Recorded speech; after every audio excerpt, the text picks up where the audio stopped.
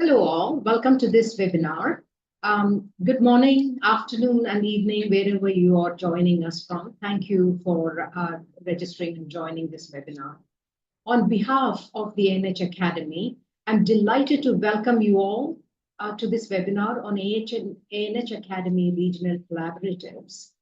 Funded by UK Aid and the Gates Foundation, this new phase of the ANH Academy aims to strengthen research capabilities, foster knowledge sharing, and enhance the links between science and policy.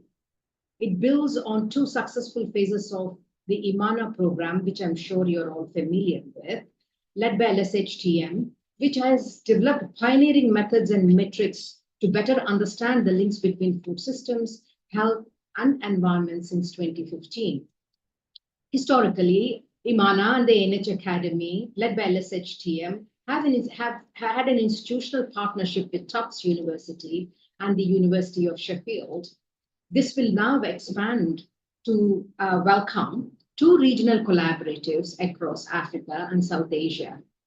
This new model, in this new phase, aims to ensure that the program's governance and research priorities are driven by local needs and perspectives, supporting equitable partnerships and context-specific solutions.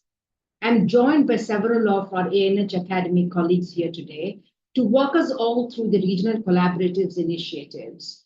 Joe Yates, Thalia Sparling, Ore Kolade, Jeff Vaga, Chow Yo, Aishwarya Naglia, and probably Will Masters is also online. Thank you all. And now I hand over to my team to help us to introduce us to the regional collaboratives. Thanks, Suneetha. Hello, everyone, and a very warm welcome to today's session. Thank you so much for your interest in this opportunity. So what we're going to do today is give you a little bit of a background on the ANH Academy for anyone who might not be familiar with the history and what we do here. And then I'm going to hand over to my colleague, Thalia, who's going to talk about the requests for proposals and walk through some of the key aspects of that. After that, our colleague Ore Kolade will then talk about budgets and timelines, and then we'll open up for a Q&A. So if you have any questions throughout the presentations, please put them into the Q&A box, not the chat box if possible. We won't be monitoring the chat box for questions, so please use the Q&A function. And we will seek to answer them all in today's session. If for some reason we are unable to answer them all, because it's great, we've got 125 people on the call, then we'll make sure that we publish them all on our website as FAQs. So without further ado, I'm just going to jump into a little bit of background on the ANH Academy. So the ANH Academy is a global evidence platform accelerating actions towards equitable and just food systems for nutrition and health, whilst confronting climate change and protecting nature through interdisciplinary research, capability, sharing, collaboration. The ANH Academy has been running since 2015 now, and we are delighted to say that we have over 11,000 members in 160 countries around the world, over half of whom, well, actually 70% of whom are based in Asia and Africa, and over 50% are women. So we have a really diverse and vibrant community. And this community is one of the key assets of the Academy that helps us all collectively to achieve the goals, which are to undertake and to facilitate research and evidence landscapes, and therefore to strengthen the evidence base on what works, to foster knowledge translation and policy uptake, to facilitate the uptake of evidence in policies and programs at different scales, and finally, to foster global science capability and collaboration by strengthening global capacities and collaborations and capability sharing through a range of training systems and mentoring opportunities. Many of you will be familiar with the activities that the Academy has deployed and initiated over the last 10 years. But what you see in front of you now is our theory of change, which is a simplified version of this theory of change that you will find in the RFP for this regional collaboratives opportunity. But broadly speaking, down the left-hand side, you can see the three objectives that I've just spoken about, which is research and evidence landscapes, knowledge translation and policy uptake, and global science capability and collaboration. And the idea is that these objectives are operationalized through a range of interlinking activities and outputs. As you can see at the top, this includes testing scalable interventions on priority topics and synthesizing evidence and making it readily available and useful for policymakers. In the middle, in terms of knowledge translation, we do a lot of work around policy engagement, and we aim to stimulate new research that is driven by the needs of policymakers in different contexts, and also to help knowledge sharing networks and to foster our own network of knowledge sharing through the Academy. And finally, underpinning all this are a range of activities that are designed to support better use and development of methods, tools, metrics, and data, and help the people who are involved in doing this via training systems. Taken together, we hope, and with your help as regional collaboratives, that these will result in direct outcomes that have impacts on the way that evidence can be used and acted upon, on the way that evidence can be taken up into policy, on the ways that networks of collaboration work together across disciplines and sectors, and the capabilities that are needed to achieve these things. And finally, on a grander scale, we expect that these activities and these outcomes will lead to broader outcomes and impact that really address some of the most pressing issues around sustainable, equitable, and just food systems. So this is a depiction of the many activities that the ANH Academy has been and continues to operate around the world. Many of you will be familiar on the left-hand side with the ANH Academy Week conferences. We're now into our 10th year of running these conferences, and this year's event will take place in Tanzania, co-hosted with Sokoine University and a range of partners around the world. So if you haven't already seen information about that event, please do look it up on our website. And if you've taken part in the Academy Week, you'll know that it's a research conference, but it's also a very large training opportunity. We provide and we work with global partners who kindly deliver learning labs, which are interactive workshops and skills and knowledge-based workshops to help foster new capabilities. We have a curriculum enrichment support system for educators around the world. We have technical working groups, a mentoring scheme, and an online portal known as Scanner, which is the Support Centre for Agriculture and Nutrition Research, which helps researchers connect data and methods to answer critical questions in their own work. Finally, we have an initiative called Research Communities, which is where smaller groups, more intimate groups of members gather around to discuss and advance new ideas and methods and tools around specific topics. And all of this is held together by an interactive global platform, web-based platform, where all of our members can interact and engage with one another. And you can find collaborators and connect with new ones through our membership database. And so before I pass on to Thalia to talk about the specifics of the RFP for this opportunity, I wanted to say a few words about how we arrived at this idea for regional collaboratives. So many of you will know, if you've been involved or come into contact with the Academy, that we have a very strong emphasis on trying to build and support this global community and to foster peer-to-peer sharing. And we also have a very strong emphasis on trying to ensure that evidence doesn't just sit on shelves and that it can be useful. And so the rationale for regional collaboratives is really driven by both of these goals. Firstly, to improve implementation and the quality and likelihood of beneficial outcomes of the programme by localising them and making sure that they are driven by national priorities and regional priorities, but also to further what we've built on in terms of the equitable partnerships that underpin everything that we do. And we know there's clear evidence out there that consortia-based research can improve capability sharing, evidence generation, and policy responsiveness, that they can mutually strengthen partner organisations, research systems, environments, and culture, and that this work can importantly be localised and contextualised for maximising potential impact. So with that in mind, I'm going to pass over to Thalia Sparling now to take us through the requests for proposals, and please do keep considering any questions you might have, and we'll consider them at the end. Thanks. Over to you, Thalia. Yes, thank you so much, and thank you very much for joining us today. So, as you've read in the RFP, the aim of the regional collaboratives within the ANH Academy is to create really a whole step change in science policy ecosystems at scale, which drives the use of evidence and policy decision-making in Africa and South Asia, while aligning with the ANH Academy objectives and theory of change. So just to step back from this, overall, there's a certain amount of our activities which are predefined, but we're really looking to expand on that. We actually think there's quite a lot of scope to grow into a new type of partnership as a wider collaborative group working together across what we've been doing so far and building towards some new objectives. Next slide.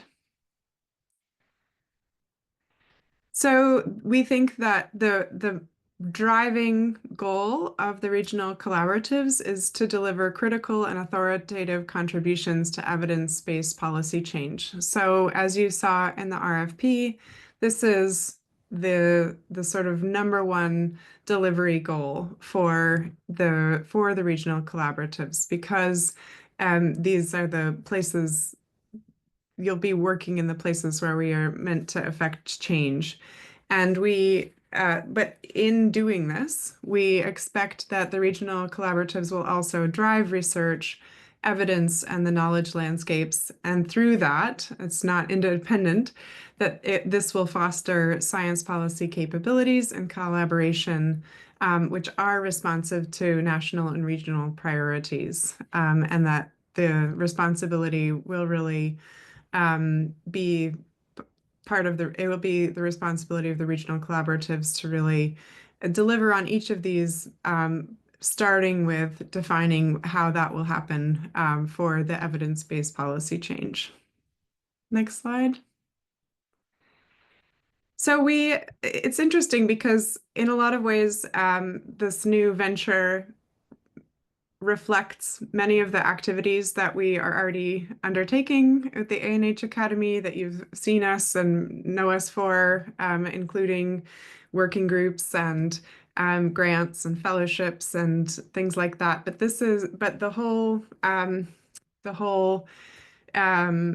some of these new initiatives focus on slightly different themes, which we hope is not exclusionary, but there is a big emphasis now on post-harvest food system transformation, on food systems-oriented demand creation for healthy foods and diets, as well as these undercurrents of extremely important themes of climate change and environmental fragility, as well as gender and equity in a holistic sense.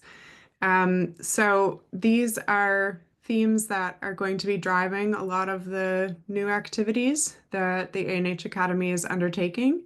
And we certainly hope that the regional collaboratives will articulate their way that they envision building along these themes. I see some hands raising. Just to let you know, I think we're going to try to get through most of the slides and the information transfer, and then we'll absolutely open it up for questions. Okay, next slide. So as I've said, there are these activities that we've been undertaking for the last decade, and the truth is that we know that a lot of these pillar activities work quite well, and we've been refining them and building on them and improving them for a decade now. And so we don't want to lose the momentum from some of these activities, but certainly in terms of adapting them to new contexts, new themes, in a new way, in collaborations, and then actually really passing the baton on some of these activities. We'd really like we'd like your help to take on some of these functions as we grow, because we started out with just a few hundred members and we've grown to 11,000. So clearly the whole vantage point and scope has changed, and we absolutely view the regional collaboratives as our way to center a lot of this work going forward in the context that this work is meant to support. Okay, next slide, please. So there are a couple, this is the sort of overview about the composition of the regional collaborative that we imagine. And there's a certain amount of, there's a certain part of this that's that's already defined, but like I've said before, we do foresee that there are lots of ways to meet these meet the goals and the requirements of becoming a regional collaborative. But in short, we would like to see that there's very strong leadership, that there's demonstrable expertise and experience in research and evidence generation in food systems, nutrition, and health. So really showing us the types of research that the partners have undertaken in the past, and as well as how they have any of these research and evidence generation and translation efforts have been taken up into policy.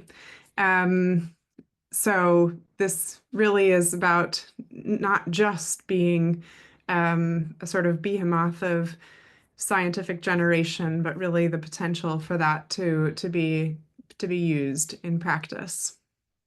Then we envision that regional collaboratives will be made up of international partners. Obviously, we really want to focus on Africa and Asia, and we're saying that we envision that that most regional collaboratives would probably think about a minimum of 3 institutions across 3 countries, and a balance of expertise to form a unified collaborative. So that doesn't mean that everything has to be perfectly equal or the same between partners, but that there is quite a lot of thought and rationale demonstrated for why and how you're establishing the partnership. So showing us clearly the expertise that you're pulling together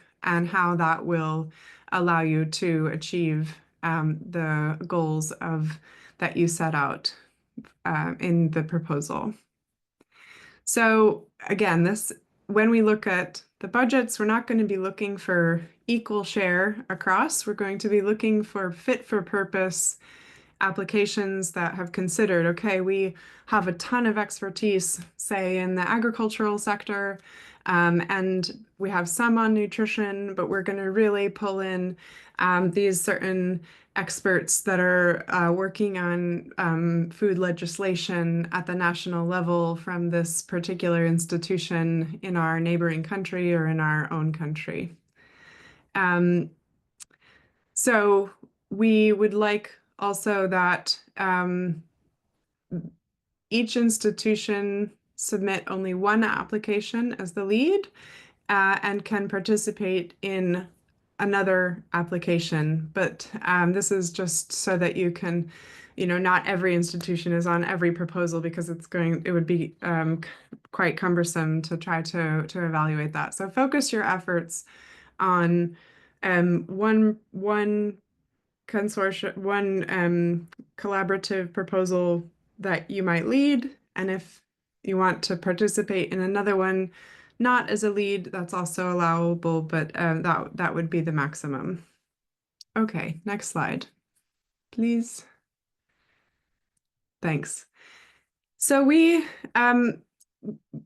to be honest, this is since we're still presenting this webinar, we understand that this may feel already top down, but we're really working to change that, honestly. And this is the way it is this round, but honestly, going forward, we hope that you'll be leading this webinar in 5 years, inviting us to apply with our criteria. So as we've made as much space as possible within the broader project for when the regional collaboratives come on board, that there will be opportunities to design and share and change governance systems and discuss in depth decision-making structures, rename things, and really work to have a capability and capacity sharing approach throughout the consortium. And we're very eager to think about a governance, management, conflict resolution systems that all support that in line with the sort of the state of the art in terms of big international research partnerships that are, we hope that this will not just be for the sake of more equity, but also make us much more effective in our efforts throughout the next few years. And we're looking, obviously, this is the mechanism by which we're going to distribute resources, but you'll have the regional collaboratives will all have their own budget, which Ori will come to, but there's also ways in which we're going to be sharing resources and decision-making for the activities that go into this broader effort. Okay, next slide. Okay, so everyone, I'm sure will have lots of questions on the eligibility criteria, and I trust that most of you here today have taken a look at the RFP in some amount of detail. But we're going to have a somewhat simplified eligibility criteria. So proposals must be led by African or South Asian academic or research organizations. We would envision that there's at least 3 institutions participating across 3 different countries. There are a few exceptions to this, which we could discuss, but we'd really like it a regional collaborative to speak to a region, not just one government or one nation, although certainly there may be strong opportunities for step change within certain countries, especially given strategic opportunities at the policy level.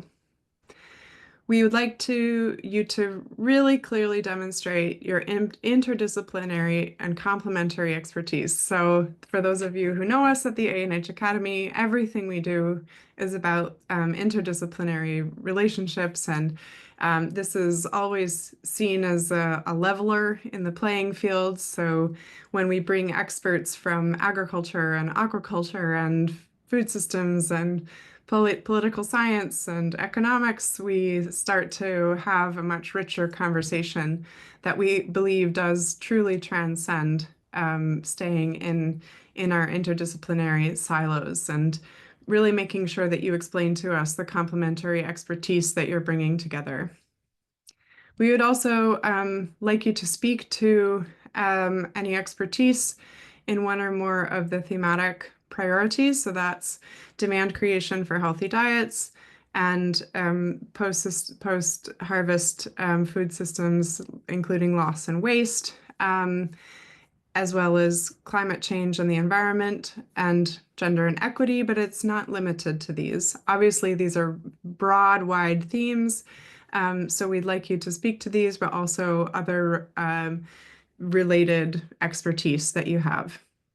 We also will need to, this will be a bit light touch at the first step, but this it's really essential just even for our funders and for the institutions already participating, that there's a capability to meet fiduciary responsibilities. So you're going to have to create or provide or create systems that align with our the requirements for financial reporting. And then, of course, we'd like you to stay within the budget and the timeline allowed, as these are not negotiable. Okay, next slide.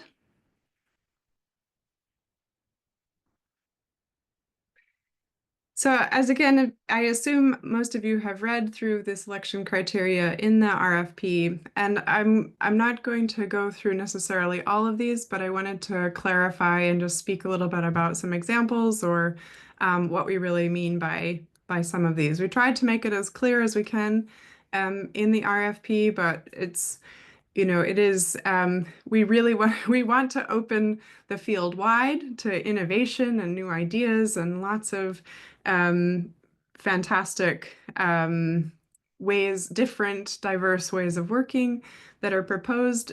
So we work to make space for that, but also articulate what will, at the end of the day, be required. So bear with us. So first, we'd like you to demonstrate your rationale for establishing this partnership. So this is overall why you think you're in a good position and why this particular partnership will be well positioned to overall be effective as a regional collaborative in the ANH Academy. And the second criteria is that your research collaborative is situated within a context that can support science to policy work. So you could have the best ideas, the very best people, the most impressive research. But truly in the next few years, if we're looking for policy change, if we're looking for real action on the ground, if there's an environment that is very adversarial to using evidence, or if there's really no space for the fantastic evidence that we create, there's not really a good potential for change. So we'd like you, obviously lots can happen in 5 years, and the socio-political context can take strong turns and directions you didn't think were possible.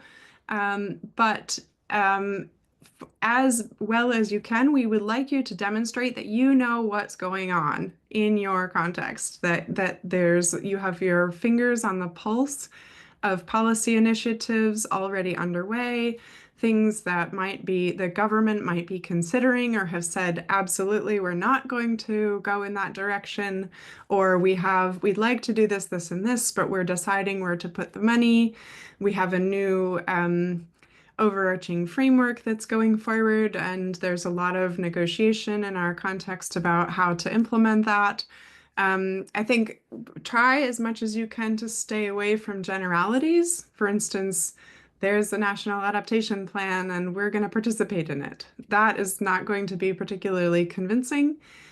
We really want you to be able to show us that you know specifically what's happening in your context as far as you can pretend into the future, and show us that the work that you do as a regional collaborative will directly, in an informed way, support what's going on in that context already, and that there's a potential for it to be used, that it won't just go into a vacuum of, there's no money and there's no political will to enable this.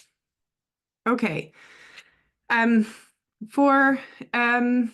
So that kind of covers number 3 as well. We really want to see that there is a direct potential for impact, and for you to, in very specific terms, articulate to us what that might be and why.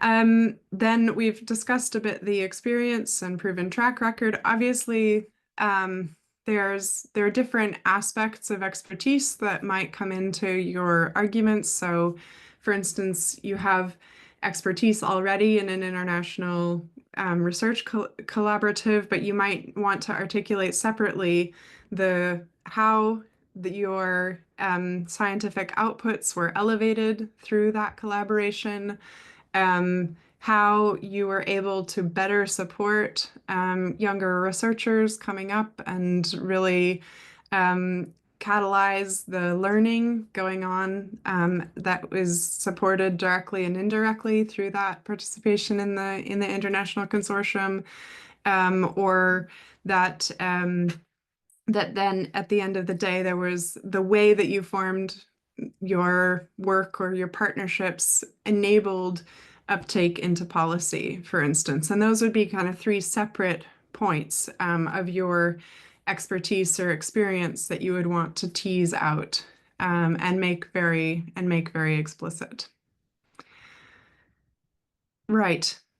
On number 5, we are quite open to lots and lots of different ideas, but at the end of the day, we want to be a consortium together. We want to be a collaborative together. And the overarching umbrella theory of change for this program is already defined. And it will be imperative for regional collaboratives to articulate how they are going to support that. So we're asking you to provide your own theory of change that fits into this larger, this wider effort, prioritizing the policy, the evidence policy uptake pathways for your context. Yeah, we would like, obviously, as with most proposals, we'd really like to see some detail on activities and outputs, and that they're well justified, how those activities are going to help deliver on the objectives, and then when, by, how long that might take, by when, what would be the deliverable that would be considered, the results that might come out of those activities. A lot of times it's very easy to make a nice theory of change, but we would like you to very convincingly think through and then tell us how these proposed pathways will achieve their policy impacts. So it's quite nice. It's quite nice to say we can shoot the moon, or we can do all of these things just because we produce this nice report or evidence in this way, but that isn't always going to be the case. So you need to really show us why. For instance, this could be there's an actual articulated demand from a government agency or at the policy level saying, we don't know this, we need to know this before we can do X. And you filling that gap would be very convincing. Okay. The rest can, I think the rest, I'll let Ore speak a little bit to value for money at the end, but the rest can be referred to in the RFP, and we'll certainly, I'm sure, have some questions on this, which we will circle back to at the end. Next slide. Okay, perfect timing to hand over to Ore, who will take us through the budget and other requirements. Okay, hello everyone. Let's talk budgets. If like me, budgets get you excited, then you're in the right place. Next slide, please. Okay, you've seen from the RFP that we have a budget limit of 2.3 million. Now, this budget covers all partners from maximum of 3 countries, so a minimum of 3 countries, and also all countries.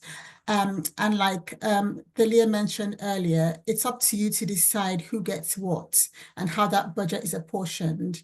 The key is equity, not equality. We're not expecting that the budget will be split equally, but you look at the theory of change, you look at who's doing what, and you apportion the budget according to that. Please study section 5 in particular of the RFP that lays out all the principles of eligibility, and you need to be sure that you're in compliance with all these principles outlined in this section. Talking about direct costs, we can fund a wide variety of costs so long as they're relevant to the project. Examples include salaries, research, travel and subsistence, equipment and publications. But again, not at this stage, but if you get selected for the final stage, you will have to provide a robust budget justification. So please ensure that anything that goes into the budget is something that you can properly justify. For overheads, we're limiting this to 15% of the total budget. So please do not exceed this in your budget. Now you'll see that we already have a brief budget template in the RFP that we've included. Ensure that your budget aligns with your theory of change objectives. We'd like to see quite clearly how much you're allocating to the different objectives. And if you are budgeting a different currency from British pounds, please do convert that to British pound, because that's a currency for the project. And plan for any potential exchange rate fluctuations. You might want to make use of a conservative exchange rate when you're doing your budgeting and your profiling. Please include budget breakdowns by partner organizations. We already laid that out in the template, but please do pay attention to that. Where it says institution names, break that down carefully. And you can also add additional rows within that as well. Next slide, please. Okay, timelines. Again, we have put out the timelines. Some of these might be subject to some small changes, so please keep an eye out.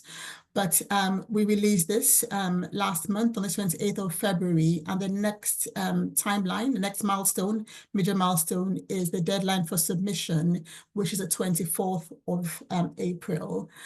So we hope that we've given adequate time for you to form these partnerships and for you to get the stage 1 proposal together. The next stage following that would be the review, and then we will invite you to submit the stage 2 proposals. Like I said, these timelines might change depending on the volume of applications, might need to move some dates forward, but we will keep you updated in terms of what changes. And we expect that that the partnerships will start off, inception would start in November 2025. Next slide, please. Okay, how do you apply? I hope and expect that everyone knows that, but just a reminder, please, to start with, read the RFP very carefully. If you have any questions at all, please do get in touch with us. Complete the template that's also online on the ANH Academy webpage, and keep within the page limits, please. If there's anything that exceeds the page limits, that will not be assessed. So please ensure you keep within the page limits. Please do not send emails to the ANH inbox. We are not accepting applications sent to our emails. Everything needs to be completed on our online platform, which is submittable, and the links are all online as well. And there are 2 parts to the proposal. There's the proposal itself, but also there's a template within within the template, which is a CV template. So please complete the CV templates for each key investigator, and then upload those separately to the portal, complete the form, the online form, and then submit your proposals. Next slide, please. Okay, so just a quick note to say that, like we've mentioned, we have 2 stages to this. We have a stage 1, which is what we're going over now, but there will be a stage 2. And for stage 2, we expect at this point, depending on how many we receive, that we will shortlist up to 4 stage 1 applications to the full proposal stage. And we will be providing some funding up to £15,000 for this stage, for development of the stage 2 proposals. And this is for the partners to meet in person and at any place where they're choosing, and to sit down together and really craft these proposals, because we believe that's really essential to developing the stage 2 proposals. So please note that we're covering just travel and meeting expenses, not salaries. And we expect that these meetings will take place in the first 4 weeks of receiving the invitation to submit for proposals. Okay, I think that's it. And so we'll move over to questions and answers. I think we've started answering some already, but this is the opportunity. If you've got any questions, please post them in the Q&A box, or you might want to raise your hands and answer, ask your questions. All right. Suneetha? Thank you for all your questions, and thank you everyone for what I hope is a very clear presentations to our to the potential applicants. I just wanted to start with acknowledging the questions around eligibility criteria. There have been several questions around who is eligible, is a US partner eligible, is a EU institute working primarily in Africa, or an international institute working primarily in Africa or South Asia eligible. As we have noted, the way we envision this, if you think about why this RFP came about, is to accelerate science policy ecosystems in South Asia and Africa. So that is, and to deliver on the key policy agendas and support key policy agendas in these regions. And in a way that these institutes have a long-term visibility into the future, and they are the institutes that exist in these countries from Africa and South Asia. So what we expect to see is around 3 countries and at the very least 3 institutions. It's possible that there could be, one or more institutions, but everything carries its strengths and risks, as I was saying in one of the Q&A questions, as an answer to one of the questions. So what we're looking for is an ambitious footprint, but also a reasonable one that doesn't come with too many risks that we can foresee, or have a strong risk mitigation strategy. Now, for each of these, say, 3 institutions from 3 countries, there's a budget allocation of 2.3 billion. Now, the remit is quite broad and quite intense. So we do expect it's reasonable for us or anyone to want other people to help with their expertise that is beyond this partnership that you have crafted. So, for example, if someone has specific expertise on, I'm just making this up as I'm going along, but on some environmental regulations, for example, and your 3 institutions don't bring that currently, then you are welcome to partner with an institution well justified that can bring that expertise to the table in the form of sub-awards or as consultant or as a part of an expert panel. So they can help you deliver pieces of the work packages and so on. So in that sense, we want the vision to be realized. If this is not to regulate other people from not participating or not being able to offer their expertise wherever they are from. This is to ensure that we are strengthening institutions and for science policy ecosystems in Africa and Asia. And so anything you propose will have to come from that angle. So whether it is a CG institute, whether it's other EU institute or any other regional institute, they can bring their expertise through other mechanisms, but they cannot be the part of the 3 core institutes and you also need to justify the budgets, and the value for money in line with this RFP is also quite critical. Jeff, do you want to add anything to that? Okay. Yeah, thank you. So is that clear? I hope it is clear. But when people have asked about EU, people have asked about international institutes, people have asked about NGOs, I would say that in our, let me deal with the countries first. US, EU, international institutes, whatever I said applies. And a similar line of thinking also applies for NGOs. So what we are looking for is science policy, strengthening this link between science and policy. So we expect a scientific institute, an academic or a research institute, to be the main lead, but this is not to preclude other NGOs, especially, for example, I can see a context where, there are several NGOs. There was one thing about media organizations, we received a question, who are very well placed in terms of policy impact, for example, or in trainings, with offering innovative trainings and so on. So these could be a part of the consortium, yes. But we do expect the science part also to be as strong. So there was a question about, I think I saw some question somewhere on, can they be from two different regions? Can a consortium? And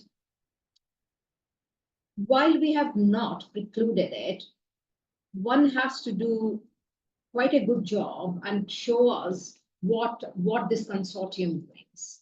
So the idea is to have, say, for example, in South Asia or regions of Africa, to have very strong cadre of next generation of scientists, the current scientists who are well equipped and leading science policy dialogues and so on.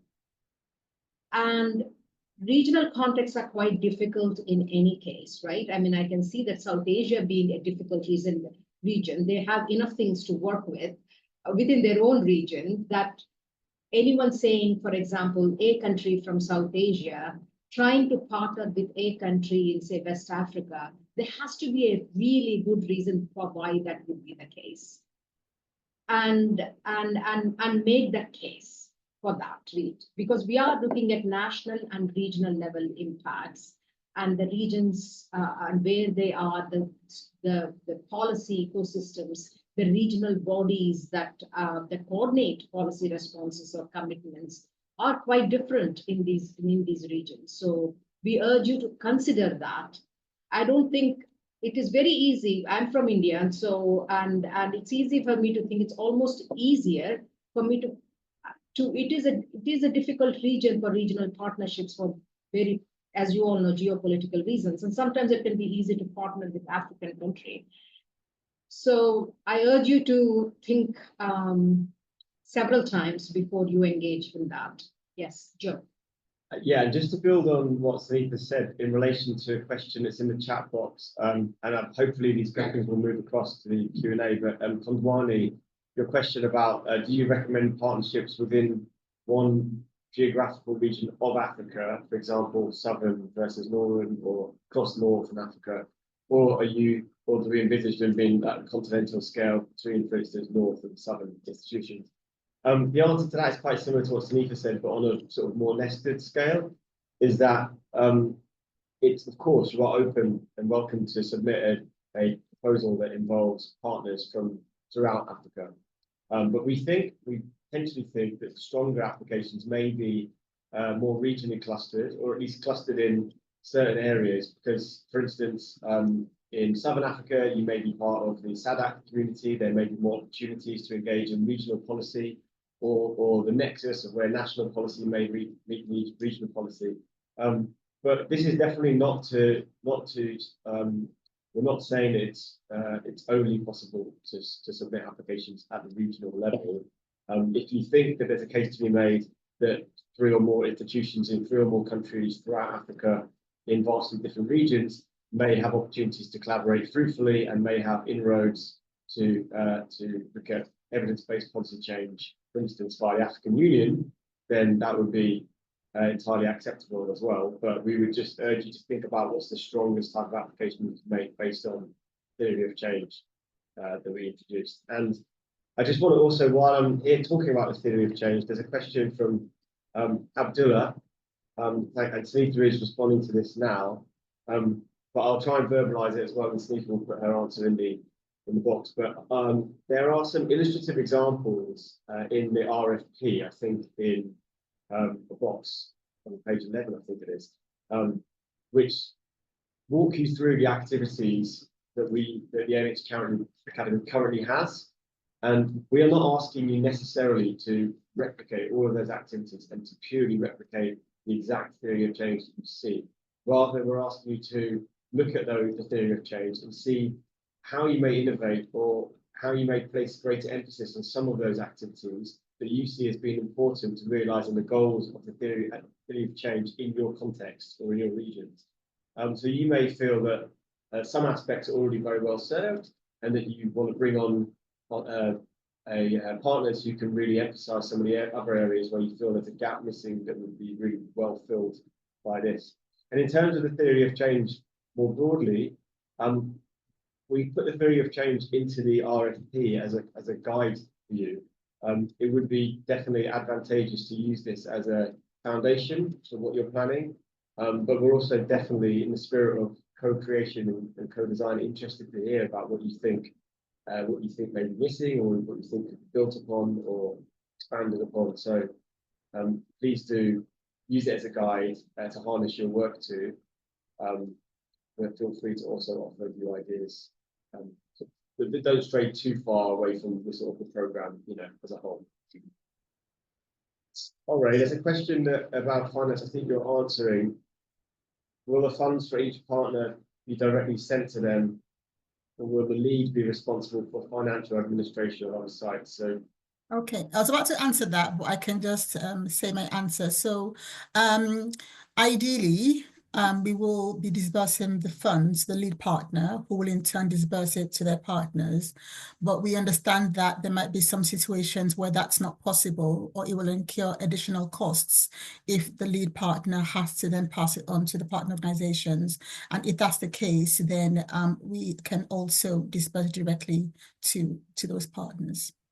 There's a question here from Bonali, which says, in addition to having partners from 3 countries, can there be co-partners with different expertise within the same country? Yeah, the answer to that is yes, definitely. So we're looking for a minimum of 3 partners in a minimum of 3 countries, but it's definitely up to you to determine whether you want to have more partners than that in more countries, or more partners in the same 3 countries to achieve your goals. What we would say, and what I did respond in the question and answer box to someone else, is that just to consider, there's no limit, but we would ask you just to consider what is an optimal number of partners that is realistic for the budget and for operationalizing what you want to achieve during this time frame. Obviously, the more partners you have, the more complex it may become, and the thinner your budget may be spread. But absolutely, you can have more than 3 partners, and you can have more than 1 partner in the same country.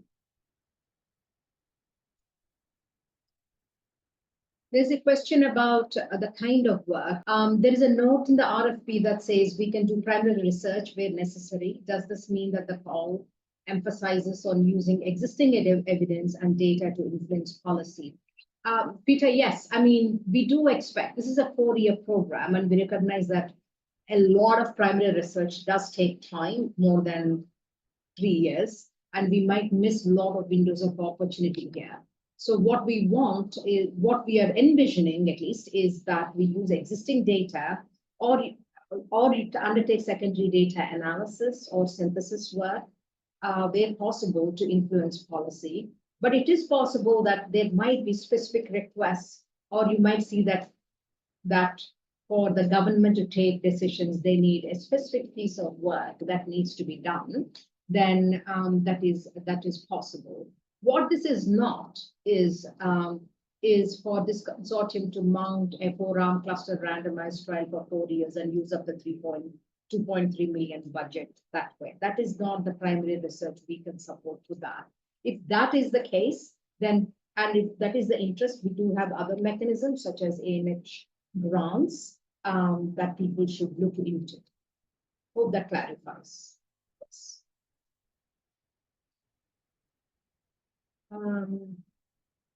I'm actually just answering patience. I'm just answering your question here, which says there are a combination of natural and social science disciplines in each of the collaborating institutions, and each institution will target activities in their own countries.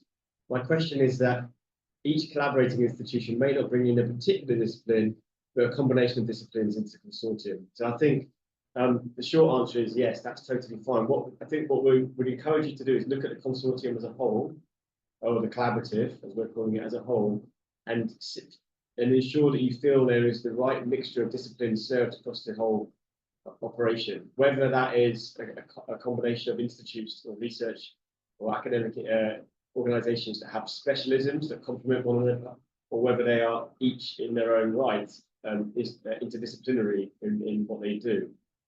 There's different ways that you can approach it, but certainly given if it feels right in the context that you're proposing this for, that each of the institutions has a range of disciplines already, then that's absolutely fine. Yeah, but that's not to preclude applications that have a multidisciplinary approach across the different institutions. But what we would be looking for in that case is cross-pollination of ideas and collaboration across disciplines, so that the work you undertake is interdisciplinary rather than just multidisciplinary. I hope that makes sense, but if not, just let me know to clarify. Can we allow people to ask? Yes. I think we also might want to answer Nilofer's question live, because I think it's quite relevant for everyone. I know that Suneetha provided one written answer, but yeah, I think it might be good to elaborate just a little bit. Suneetha, do you want to take that, or should I? Go ahead. Okay. So we totally agree. We've been wrestling with this as well, in terms of what is reasonable for us as researchers and primarily sort of academically based folks to achieve. So the question is, for those of you who aren't seeing that, science to policy transfer is a tough job in some South Asian countries, also African countries, because of for various reasons. So the best that organizations can do is create research which will advocate or influence policy development. Are you expecting the consortium to be able to bring about real policy change?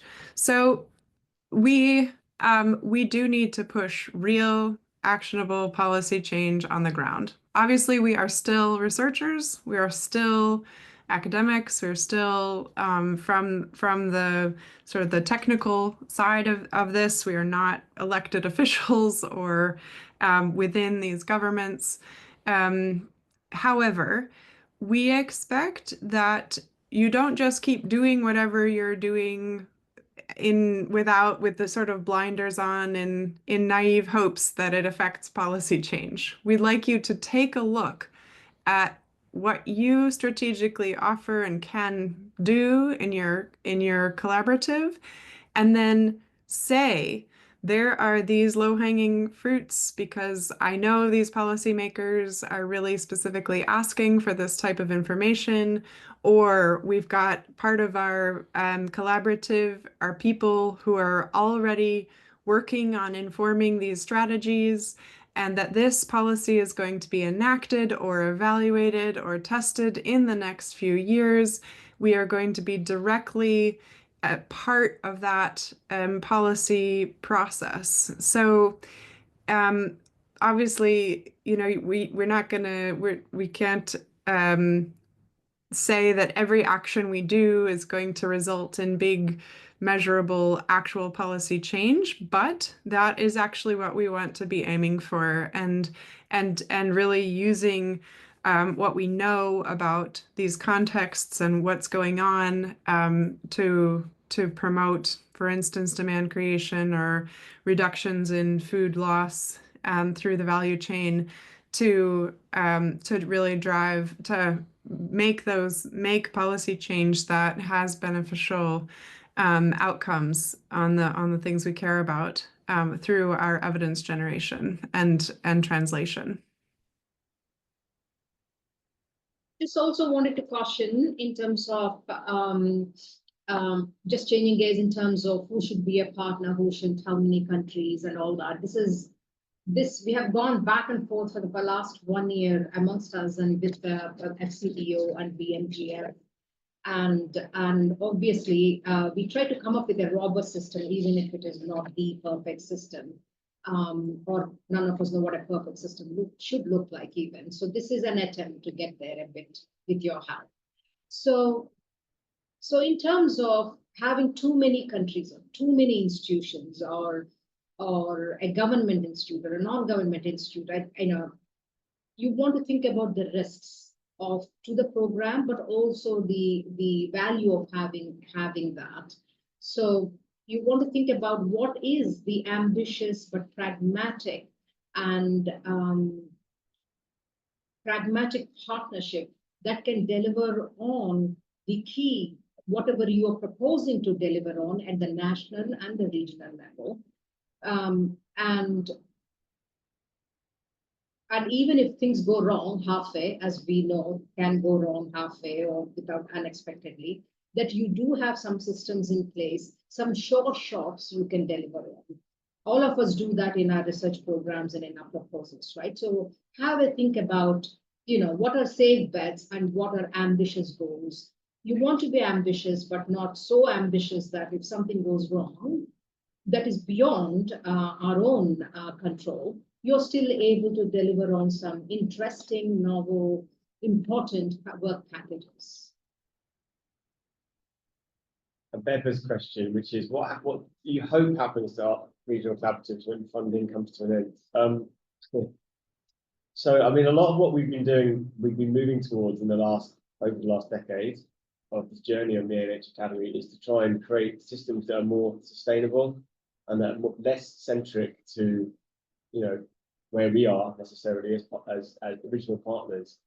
And this is really one of the major steps forward that we hope and envisage on this journey, is that by working together over the next 4 years as a global collaborative, but also by these regional collaboratives really working together and working as a group, that this will foster and this will establish something that is stronger and more sustainable. Regional collaboratives hopefully will be bonded through the work they do and will make new partnerships and may be able to apply for new funding. We don't know where it will go, but we hope it will go definitely beyond the life of this program.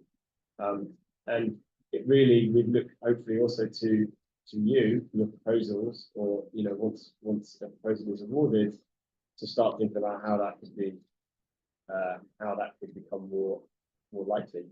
I don't know if anyone else has got anything to add to that. We seem to have run out of questions on the Q&A. We have had a lot of questions. Thanks for the activity. It's been great. I've had 55 questions that we've answered on the Q&A. We will be posting these. We'll kind of summarize these questions into themes, into sort of major topics, and we'll update our FAQ page on the RFP page. And so if you do look on there and you don't find the answer to a question and you didn't have an question answered today adequately, you can also email us on the email address that's provided on the RFP page as well. I guess we were still clear. But if you have any questions in the future, please do write to us. Great. Well, I think that's it. Thank you everyone for coming today. We really appreciate your interest